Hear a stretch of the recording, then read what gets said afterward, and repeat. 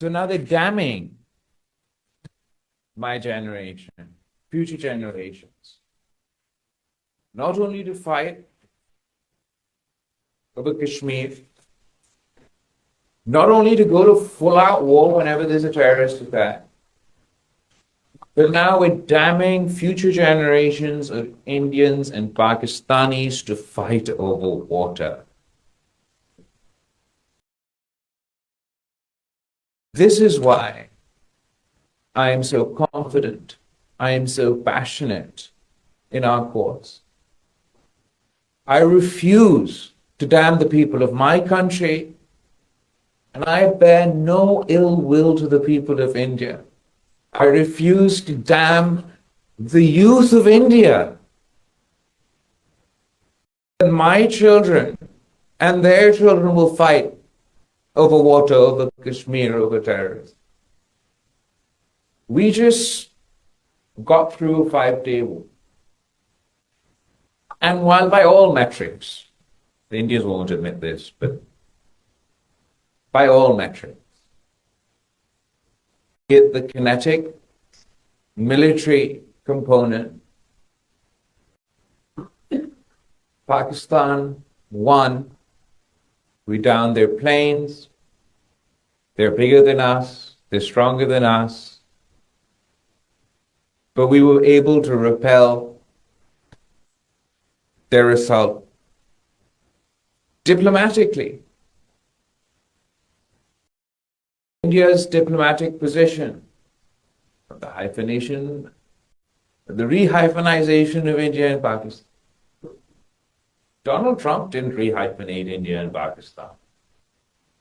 Pakistan didn't rehyphenate India and Pakistan. India rehyphenated India and Pakistan by launching this stupid war. Kashmir, before this conflict, in violation of international law, of course, in violation of the UN Charter, of course, in violation of the promises they made to the people of Kashmir. But the Indian line was that Kashmir is an internal issue for India.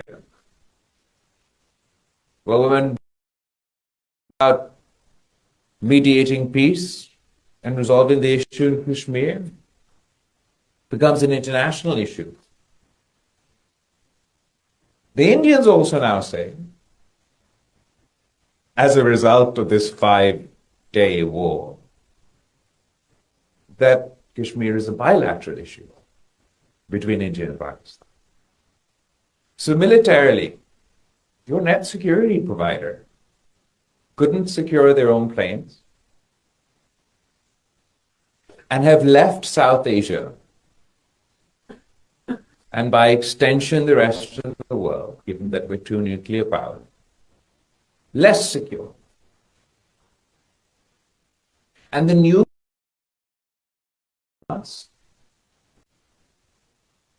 that if in India, Indian occupied Kashmir, they don't need proof, it means war. That means so we also have to go to war to India. So that leaves all of us in a very precarious situation. We've got a ceasefire, we welcome that. But we've lowered the threshold of conflict so much that any madman, can you imagine? Okay, we have a specific context of terrorism, but terrorism has all shapes and forms. Can you imagine that logic sort of here in the United States? That any wild act of violence by someone from another country, you mean immediately you launch into war?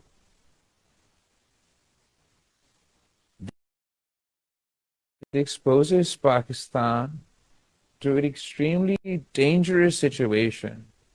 Not only do we not take on the terrorists, because we're taking on each other rather than the people who actually conduct these attacks, but we also endanger the lives of both our countrymen And the way we saw the nuclear escalation, the way that the escalation ladder rose so drastically during this conflict, it's not too much of a stretch of the imagination to think that by the time there's another conflict, perhaps there won't be time for President Trump to intervene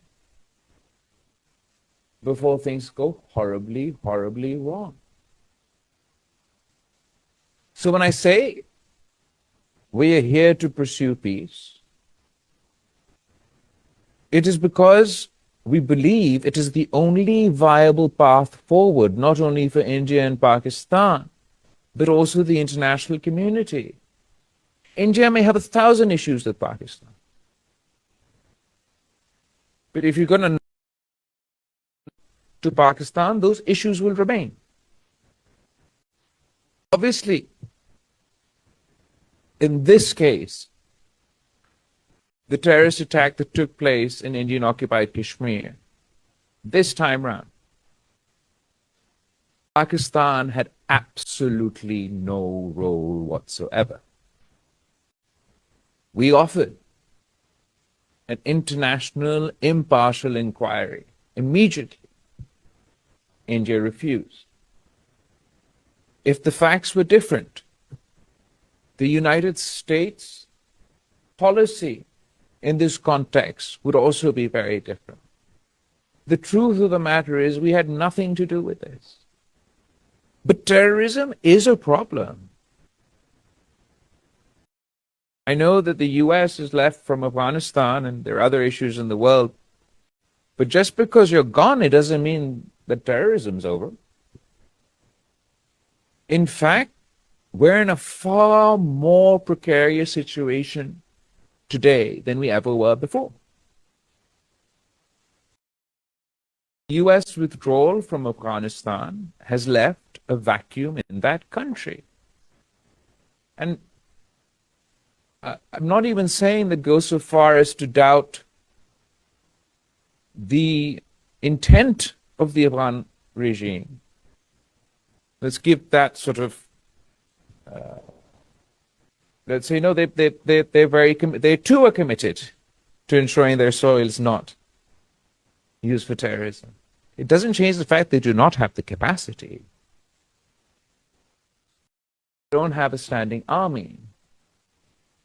They don't know CT. The US, Pakistan, we've developed this tool, this skill, this aspect of our policing, our military, over the course of 2-3 decades, even more. And there is a soup of terrorist groups in Afghanistan.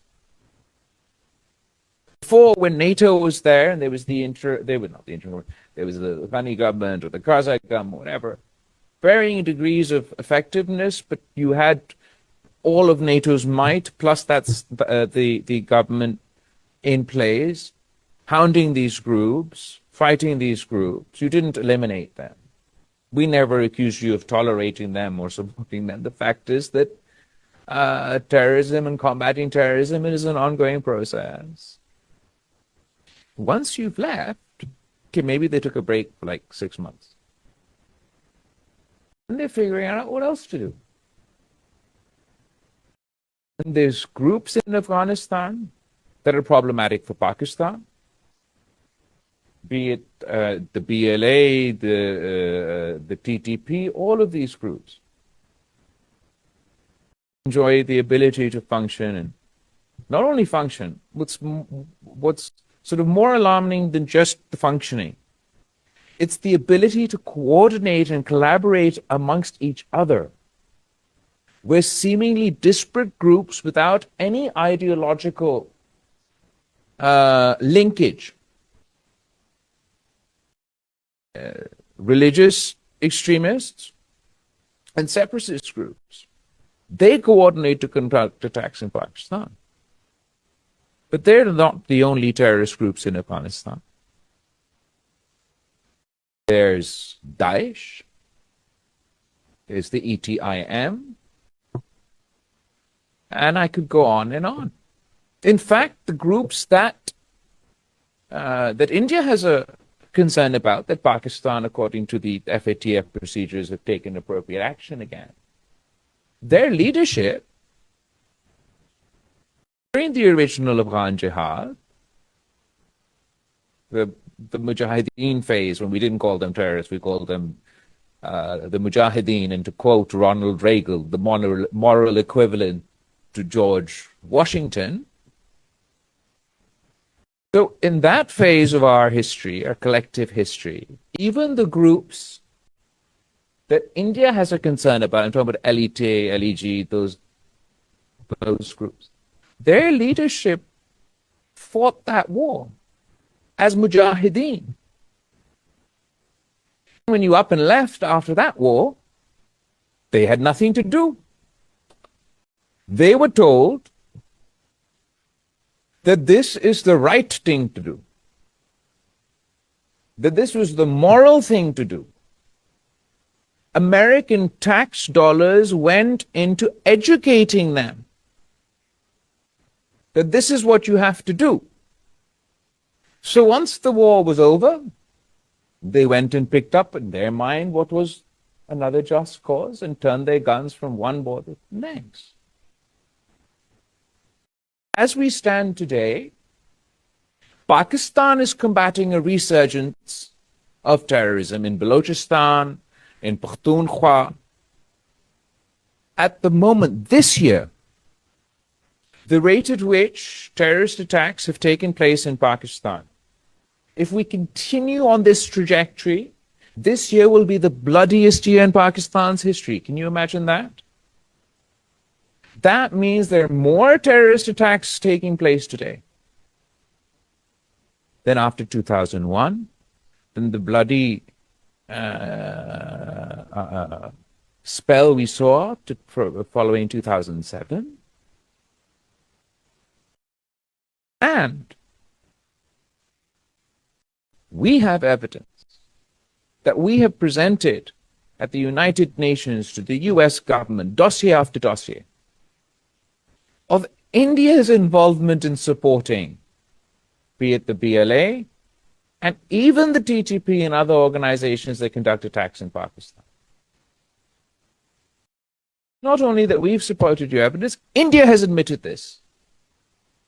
In their joint communique, Pakistan at Sharm el-Sheikh, they've admitted their role in supporting these groups in Balochistan. In 2017, but the date's probably wrong, probably earlier than that, Pakistan caught an Indian army officer, Kulbhushan Yadav, in Balochistan. He is still in our custody. 16. Thank you. He is still in our custody. Does that mean that every terrorist attack means I have to go to war with India? Before I came here, there was a terrorist attack in Balochistan. A school bus was targeted by this BLA Majid Brigade nexus. Children were killed. Pakistan wants to combat these groups.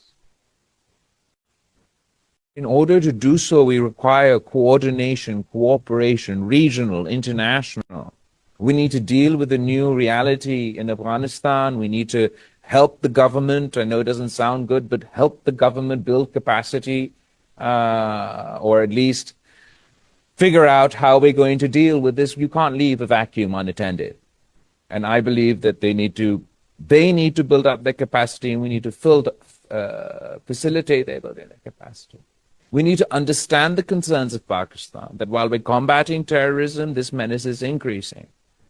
At the moment, these groups have also started targeting foreign citizens in Pakistan, our foreign guests in Pakistan. My nightmare scenario is, it hasn't happened yet. It hasn't happened yet, and the incident in Indian occupied Kashmir had nothing to do with us. But my nightmare scenario is that either these groups are attacking us in Pakistan, or these groups who function within Afghanistan, but the border is now more porous than it was before, because pre the fall of Kabul, it was manned on both sides. Pakistan mandate on one side and Afghanistan mandate on the other. And while now Afghanistan is also a little bit manning their side, it's nowhere near the scale as it was before. So we have a porous border. These groups have targeted foreign nationals within Pakistan. It's not too much of a stretch of imagination that any one of those groups in that soup, be it ETIM, be it Daesh, be it LET, all these other alphabetical conglomerates, if they, heaven forbid, decide to launch an attack in another country, if we continue to politicize the issue of terror, to further our own narrow aims, it undermines the actual fight against terror. So, Pakistan would like to pursue peace with India in our interests and in their interests. In order for us to effectively combat terror, regional cooperation, international cooperation will ultimately be incredibly important. We cannot achieve a permanent peace without addressing the issue of Kashmir. And I know that it gets India's back against the wall. I don't just say that to fluster them, but other than my strong held impassioned belief that the people of Kashmir deserve their right to self-determination as enshrined